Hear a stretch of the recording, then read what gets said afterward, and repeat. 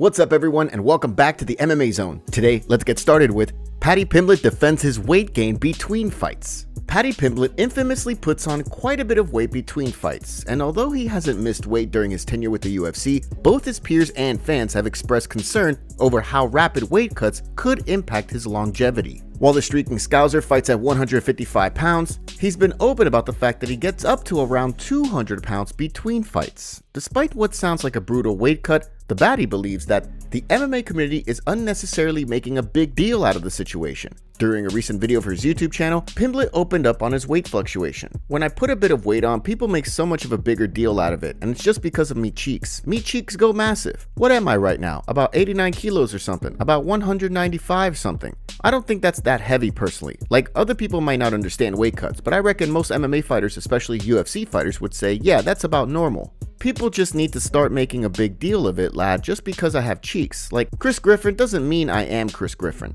As Pimblett also revealed, he's back in the gym training, and is expected to be asked to fight before the end of the year. Depending on how this weekend's main event bout between Renato Moicano and Benoit Saint-Denis plays out, it sounds as though we could potentially get a Pimblett-Moicano fight sometime in December. On the other hand, if Moicano loses or doesn't want to fight before the end of the year, we could see Pimblett fight another opponent. If so, who do you think the baddie should fight? Michael Chandler reveals plans after Charles Oliveira fight. Although Michael Chandler hasn't ruled out the possibility of being Conor McGregor's next opponent when the former champ returns to action, in the meantime, he's set for a highly anticipated rematch with Charles Oliveira at UFC 309. While speaking in a recent interview with MMA Junkie, Chandler explained that with a win over the former champion, he expects to be on a collision course with Islam Makhachev next year. We ain't done yet. I think I've now been put in a position now. This is the #1 contender fight, so I still believe UFC Gold and the #1 next to my name, or actually the C next to my name, is going to happen in 2025. So I go through Charles Oliveira in November, and then Islam. I believe it's going to be in 2025. And then we did it, boys. We did it. I was supposed to lose to Charles the first time I got the chance to fight for UFC Gold, only to beat him in the rematch, beat him to become the #1 contender, and then go beat possibly widely regarded as the best lightweight on the planet. The MMA community was quick to react to his comments, with one fan writing, "Bro's best win is Tony Ferguson." Another questioned whether a win over Oliveira would warrant a title shot. He needs to beat at least 2 more top guys after Charles to get a title shot. Another member of the MMA community added, he's 2-3 in the UFC. One agreed, questioning the odds of Chandler securing UFC Gold. He's 38 with a losing record in the UFC. He's a must-watch when fighting, but a belt is not in his UFC future. Of course, even if Chandler defeats Charles Oliveira, before he gets a crack at the belt, Arman Tsarukyan will fight Makhachev for the lightweight title. Aljamain Sterling responds to controversial take. When a fighter prepares to begin training camp, one of the first things that many fighters cut out is alcohol. The way Aljamain Sterling sees things, however, many fighters are too attached to this quote-unquote taboo myth about needing to avoid alcohol during training. During a recent sit-down with Demetrius Mighty Mouse Johnson, the former bantamweight champion opened up on his drinking habits during camp, revealing that he sees no problem with having a few drinks every now and again, even if he has a fight coming up. Like, if I lost because of one drink, I deserve to lose. Yeah. I didn't deserve to win. Like, I don't think that one thing changes an entire training camp. No. Unless it's in the back of your mind. If you're one of those guys where you get weird like that, then don't do it. Yeah. Like, for me, if I have a great sparring day, you deserve to treat yourself. I'm gonna treat myself in the middle of camp. And I'm gonna have 1 to 3 drinks. Yeah. I'm gonna knock out early, and I wake up and I feel like, yo, I'm ready to go again. As we've seen in the past, some fighters are able to dominate when they step into the octagon despite drinking leading up to a fight. In the past, Jon Jones has been open about the fact that he would get blackout drunk a week before fights, so he had a built-in excuse in case he lost. Of course, despite some close decisions, Jones has managed to remain undefeated throughout his career. In addition, Ilia Topuria has notably been open about drinking wine while cutting weight, despite many members of the MMA community questioning his decision as well. Daniel Cormier on why Jon Jones can't be the GOAT of MMA. The way many MMA fans see things, even though Jon Jones may not be the active pound-for-pound king, Jones is the greatest MMA fighter of all time. During a recent appearance on the Kamaru Usman and Henry Cejudo pound-for-pound podcast, however, Cormier shot down talk of Jones being the Michael Jordan of MMA, saying that he was going to leave the interview over the comparison. I'm leaving, man. But if you would have said that, I was leaving. To be honest, John is in a sense the Michael Jordan that we've seen in MMA. No, he isn't.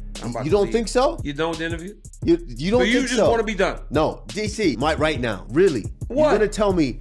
Cormier then explained why Jones can't be compared to Jordan. citing his slew of drug testing failures throughout his career, as well as the nearly untouchable legacy left behind by the Chicago Bulls legend. Jon Jones, when I'm looking for a sports comparison, is the guy who has accomplished so much, but because of all the other stuff, it's hard to put him in that rarefied air. If Michael Jordan was doing illegal stuff, we don't know about it, so I can't judge him. George St. Pierre, I can't judge him. I know of the other stuff, so it's hard for me to say he's up there. Michael Jordan got done playing basketball in 1996, and people still don't want to say somebody is better. There'll be a person that comes along that people will say replaces Jon Jones as the greatest of all time. He has not left such a legacy that it doesn't feel like it's ever going to be toppled. As Cormier pointed out, even though we've seen players like LeBron James and Kobe Bryant since Jordan's final retirement in 2003, many still vehemently argue Jordan's case as the greatest of all time all these years later. UFC Fight Updates. As we make the jump into the weekend, let's look at today's UFC Fight Updates, starting with 3 new additions to the UFC Fight Night Macau card on November 23rd, including a co-main event bout between Yan Xiaonan and Tabitha Ricci, which will see Yan look to bounce back from her UFC 300 loss to Zhang Weili. On the other side, Ricci will look to build on a 2-fight winning streak this year that most recently saw her defeat Angela Hill. The card will also see Volkan Oezdemir and Carlos Ulberg throw down in a light heavyweight fight, where Oezdemir will look to build on a 2-fight win streak that most recently saw him defeat Johnny Walker. While on the flip side, Ulberg looks to build on a 6-fight win streak that most recently saw him finish Alonzo Menifield back in May. In addition, the card will also see Leonard Kavanaugh fight Jose Ochoa, with Kavanaugh looking to pick up a win in his UFC debut after an August victory on Dana White's Contender Series, while Ochoa looks to make his successful UFC debut after a win at LFA 171 last November. Shifting gears and looking ahead at the month of December, Clay Guida and Chase Hooper are set to throw down at UFC 310 in a lightweight bout that will see Guida look to snap a 2-fight skid that's seen him take a year off, while on the flip side, Hooper will look to build on a 3-fight win streak that most recently saw him submit Slava Klaus in May. Last but certainly not least, Manel Kape is set to fight Bruno Silva at UFC Fight Night Tampa on December 14th. Kape will be looking to bounce back from a UFC 304 loss to Muhammad Mokaev, while on the flip side, Silva will look to build on a 4-fight win streak that most recently saw him finish Cody Durden in July. Stephen Thompson not happy with UFC for booking. Although Stephen Thompson is coming off a loss to Shavkat Rakhmonov at UFC 296, Wonderboy has earned a reputation for being one of the most exciting strikers in the sport. The way he sees things, given the stylistic matchup between himself and Joaquin Buckley, the UFC's decision to put the two on the prelim card at UFC 307 rather than the main card is puzzling. During a recent interview with Bodog Canada, Wonderboy opened up on the situation, calling the UFC's decision weird. I'm so used to being on the main card, but hey, wherever the UFC puts us, we're going to go out there and put on a show no matter what. We're going to show everybody that we deserve to be there. We should have been on the main card. But yeah, a little weird at this point knowing what kind of a fight this is going to be. You would figure that they'd want to have all eyes on it. We're going to go out there and have fun, but yeah, it was a little disappointing. Like, what's going on now? As Wonderboy also pointed out, the UFC may have put his fight on the prelims because the last time he was set to fight in Salt Lake City, Utah at UFC 291, his opponent, Michel Pereira, missed weight. However, with that being said, Wonderboy isn't worried about Buckley missing weight for UFC 307 next weekend. Attorney representing UFC fighters breaks silence on settlement. This week, the UFC and the fighters who are part of the Lee v. Zuffa class action lawsuit reached a new settlement agreement after Judge Boulware, who's presiding over the case, rejected the initial settlement offer. Attorney Eric McGracken, who has been covering the case and breaking down the finer points for the MMA community in terms everyone can understand, explained the latest update in a video posted on social media. Now, you might remember, not many months ago, a $335 million settlement was reached, and it was rejected by the court. Now, the court still hasn't given his full published reasons of why it was rejected, but one of the issues was that $335 million was settling 2 separate class actions. The Lee case, which covers fighters from 2010 to 2017, and the Johnson case, which covers fighters from 2017 onward. That money was going to be split by everybody, with most of it going to the Lee fighters. This new deal is only for the Lee class, and it's paying $375 million to that class, and presumably it's not dealing with any kind of contractual changes or injunctive relief. While the Lee v. Zuffa settlement won't result in any kind of injunctive relief, which would force the UFC to change its business practices, as Eric Kramer, the lead attorney representing the fighters in both the Lee v. Zuffa suit and the Johnson v. Zuffa suit, explained in a statement relayed by Damon Martin, the Johnson v. Zuffa class will be pursuing injunctive relief. We believe this new proposed settlement for the Lee case is an excellent result for the class of UFC fighters we present, Eric Kramer, lead attorney representing the fighters in the UFC antitrust lawsuit, said in a statement to MMA Junkie. If approved, it would provide immediate monetary relief to over 1,000 fighters who would each recover a significant enhancement to what he or she earned from the UFC during his or her fighting career. We look forward to presenting the proposed settlement to the court for preliminary approval in the near future. We also plan on vigorously pursuing claims on behalf of the fighter class in the later filed Johnson case, including claims for injunctive relief against the UFC. Although the two sides have reached a settlement agreement for the Lee v. Zuffa suit, Judge Boulware will still have to approve the settlement agreement before things are finalized.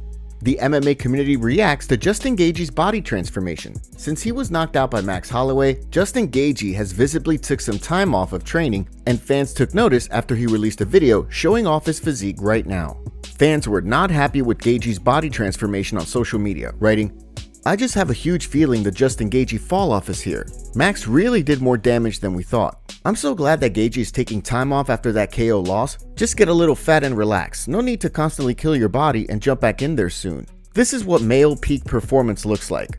I've seen bigger arms on a lawn chair. Guy is the definition of farm boy strong. Man, Max did some damage to the last remaining brain cells." Merab responded to Sean O'Malley's claims that he won their fight and wants a rematch by calling out Sean and accepting a rematch with him for his next fight. He wrote to O'Malley on Twitter and said, "I hear O'Malley thinks he won the fight and is looking for a rematch. If he wants it, he can have it. Let's do it November 16th at the Garden, and then I'll still defend the title against whoever the UFC wants me to fight next. What do you think?" Umar Nurmagomedov responded to Merab's call out saying, "He's ready to fight everyone except Umar Nurmagomedov. Do you want to see a rematch between Sean O'Malley and Merab? Let us know your thoughts in the comments below." Alex Pereira shaved his head before his next fight at UFC 307. Here's the clip.